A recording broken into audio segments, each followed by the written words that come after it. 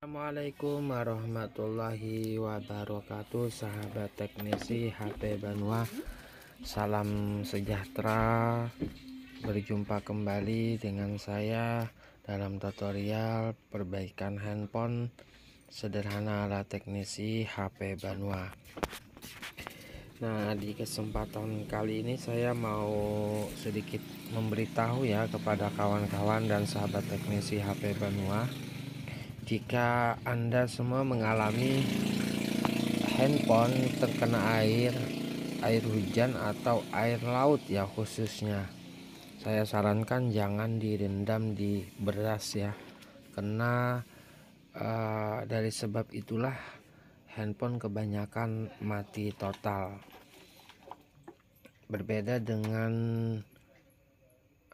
teman-teman, dengan handphone yang terkena air tapi air sumur ya, bukan air hujan sama air asin.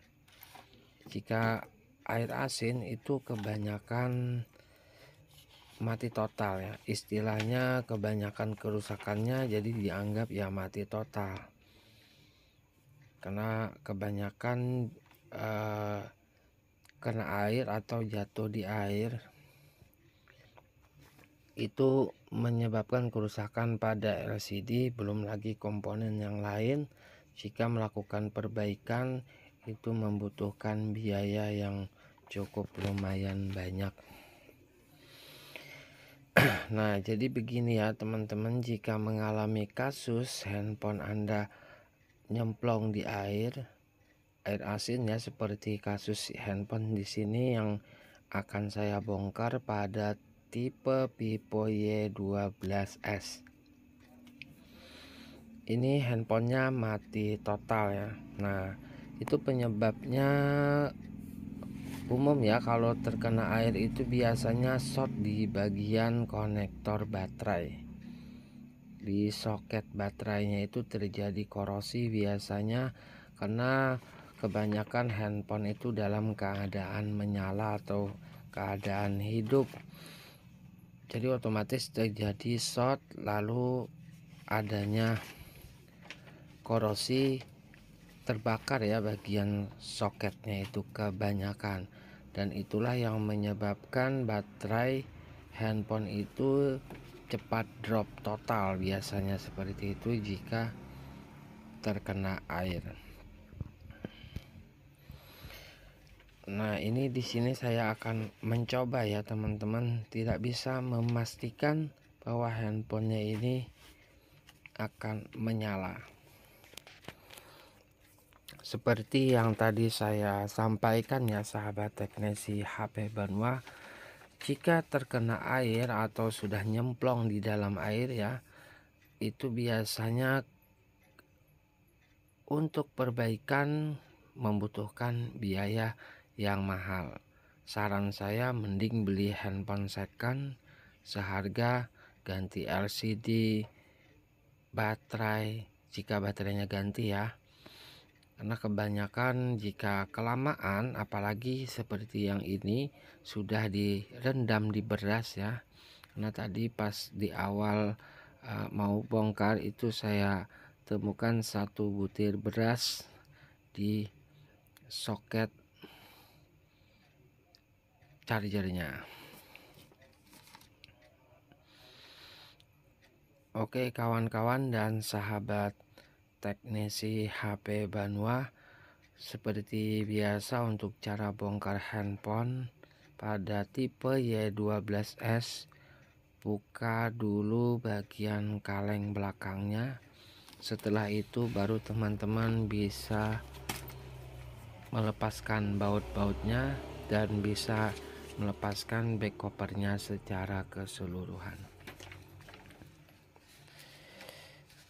Nah, penampakan masih berair ya, padahal kalau dari luar itu airnya sudah mengering. Nah, ini menurut cerita yang punya handphone ya sahabat teknisi HP Banua, handphonenya ini dicuri oleh seekor monyet, dibawa sama tas-tasnya, yang mana handphone ini berada di dalam tas, dibawa lari sama si monyet, terus dilempar ke air. Jadi tenggelam sama tasnya sama uang-uangnya, dan dicari sama yang punya handphone. Alhamdulillah ketemu, tapi dalam keadaan handphonenya menyelam.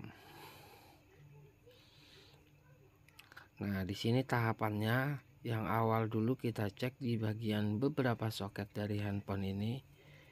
Kita lakukan pembersihan ya menggunakan cairan thinner, teman-teman. Digosok aja sampai puas, sampai bersih. Nah, dari itu kita bisa melihat adanya salah satu komponen ya, biasanya itu terbakar di bagian soket baterainya. Nah, supaya lebih mudah kita lepas saja papan PCB-nya biar puas-puas kita sikat ya menggunakan cairan thinner. Nah, gosok-gosok saja seperti ini, teman-teman, dan ikuti terus langkah-langkahnya. Tonton tutorialnya, yang mana biasanya saya lakukan pembersihan handphone seperti ini jika handphone mengalami jatuh ke air atau terkena air.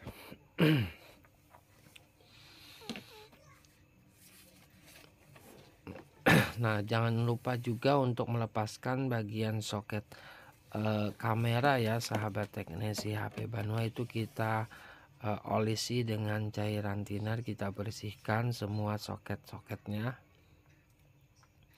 karena di pin-pinnya ini biasanya terjadi korosi, pengapuran ya teman-teman. Kalau air asin itu biasanya adanya pengapuran yang berwarna putih-putih kemilauan.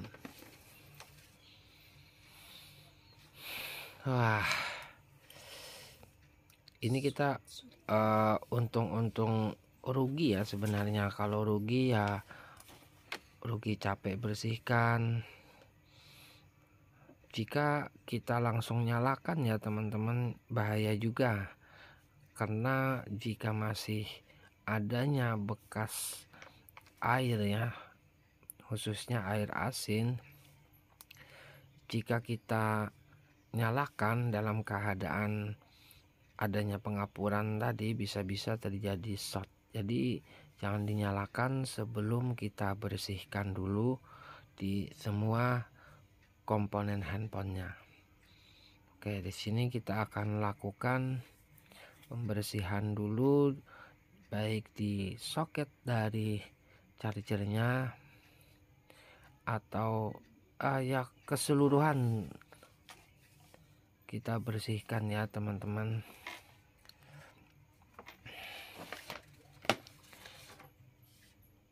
Nah, untuk bagian papan PCB-nya juga kita bersihkan menggunakan cairan thinner. Nah, di bagian bawah juga ada penghubung ya, soket fleksibel dari papan PCB atas, PCB bawah ke papan PCB yang di atas. Jadi ini kita gosok bersihkan menggunakan cairan thinner. Nah, di sini saya lihat alhamdulillah tidak ada terjadinya korosi ya. Nah, terus kita lanjut untuk pengecekan baterai ya teman-teman. Sini baterai kita pasangkan. Sepertinya tidak ada tanda-tanda baterainya ini menyala ya, karena di ini teman-teman, di layar digital pada papan charger yang saya punya tidak menyala sama sekali saat saya pasangkan pada soket baterainya.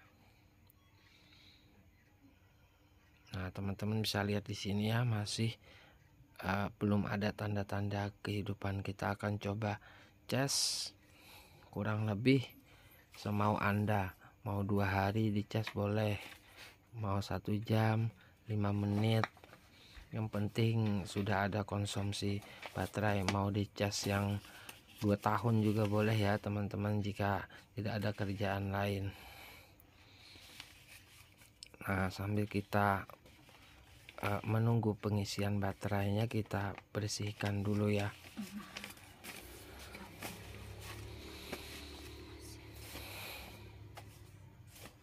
Nah, ini membutuhkan waktu yang lama. Teman-teman bisa ngopi dulu, makan-makan dulu, ngerokok dulu bagi yang bisa ngerokok.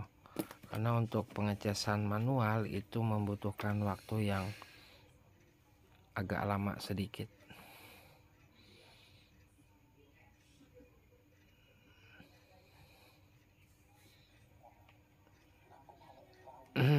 Oke ya teman-teman dan sahabat teknisi HP Banua,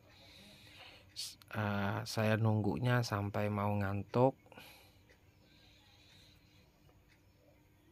karena ini sudah larut malam.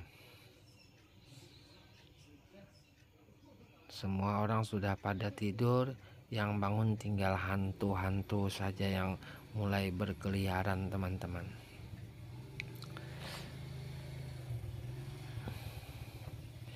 Nah, setelah kita diamkan kurang lebih setengah tahun, kita cas tadi ya, lanjut kita akan lakukan pengecekan. Baterai sudah berada di 3,8, sepertinya mengalami apa ya teman-teman, terlalu tinggi pada arus baterainya. Seharusnya normalnya di 3,7 ya, itu normalnya.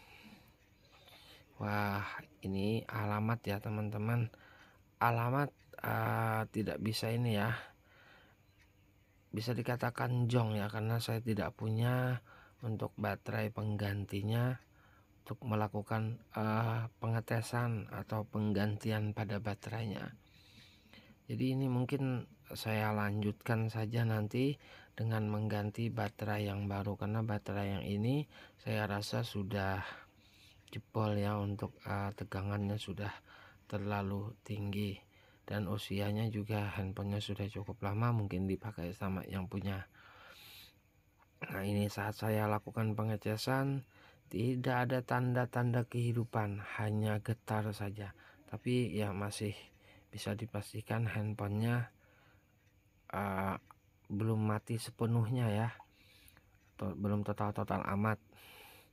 Yang pasti saya rasa ini kerusakan di LCD juga, karena saat saya cas itu bergetar tetapi tidak ada muncul gambar di layarnya.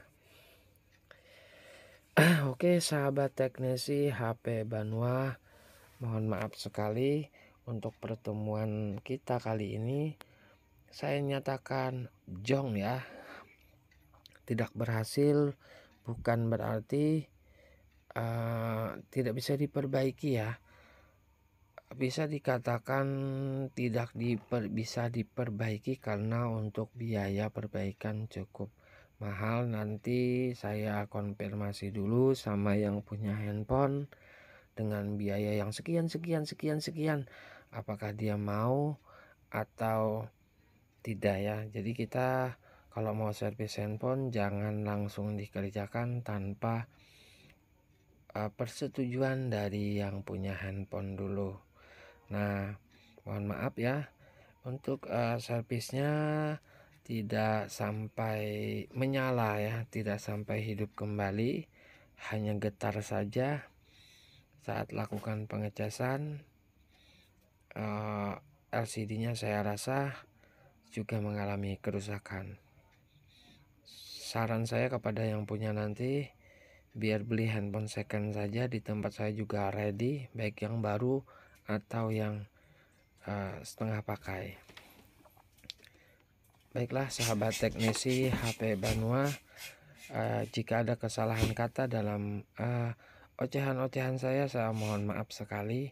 Insya Allah nanti kita akan berjumpa kembali jika Anda berumur panjang. Kalau saya doakan sehat selalu, umur panjang, dan selalu diberi rezeki ya. Itu saja dari saya. Salah dan hilap Anda saya maafkan. Wabillahi taufik wal hidayah. Assalamualaikum warahmatullahi wabarakatuh.